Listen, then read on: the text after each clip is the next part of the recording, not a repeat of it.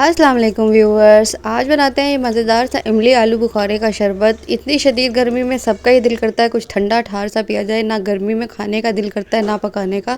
तो आज मैं आपको गर्मी से बचाव के लिए ही एक ऐसी ड्रिंक बताऊंगी जो आपको गर्मी से बचाएगी, लू से बचाएगी। और इस शरबत को आप पूरी गर्मी बनाकर पी सकते हैं, बिल्कुल भी आपको नुकसानदेह नहीं है। तो चले यहाँ चलते हैं रेसिपी की तरफ, जिसके लिए सबसे पहले मैंने इमली और आलू बुखारा ले लिया है। इसको मैंने ओवरनाइट भिगो दिया था। आलू बुखारे को भी सारी रात भिगोए रखा है और इमली को भी सारी रात साफ़ पीने वाले पानी में भिगो दिया था। अब ये देखेंगे इतने सॉफ्ट हो चुके हैं। अब इसकी जो हमने गिटली है वो इसको निकाल देना है। इमली की भी सारी गुठलियाँ निकाल दूंगी और आलू बुखारे की भी सारी गुठलियाँ निकाल दूंगी। हमने सिर्फ यहाँ पर इसके पल्प का इस्तेमाल करना है और पल्प का भी मैं आपके आगे जाके बताऊंगी कि हमने किस तरीके से इस्तेमाल करना है। ये सारी मैं इस तरीके से इमली की गुठलियाँ जो है निकाल चुकी हूँ। अब इसको हम एक पैन में शामिल कर देंगे। आपने इसे पीने वाले पानी जो हम पीते हैं उस पानी में भिगोना है, ताकि हम इस पानी को भी इस्तेमाल कर सकें इस तरीके से। अब इसको एक पैन में शामिल कर देंगे और इसमें मैंने आधा कप पानी और शामिल किया है। अब इसको हम लो टू मीडियम फ्लेम पर 10 मिनट तक पका लेंगे।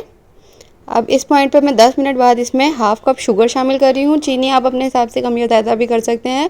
और यहाँ पर मैंने काला नमक का इस्तेमाल किया है, हाफ़ टेबल स्पून।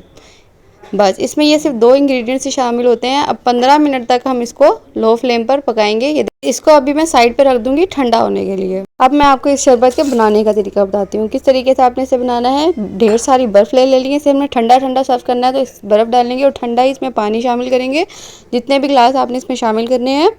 और यहाँ पर मैं सारी इमली के जो मैंने पल्प था इसको ठंडा करके मैंने ब्लेंड कर लिया था। ये ब्लेंड हुई हुई पेस्ट है। अब इसको हम पानी में शामिल कर देंगे इस तरीके से। और कुछ भी नहीं करना, ना हमने इसे ब्लेंडर में डालना है। बस इस तरीके से अच्छे से मिक्स करके इसको हमने सर्व करना है। ठंडा ठंडा हमने सर्व करना है। ये आपको गर्मी से बचाता है, लू से भी बचाता है।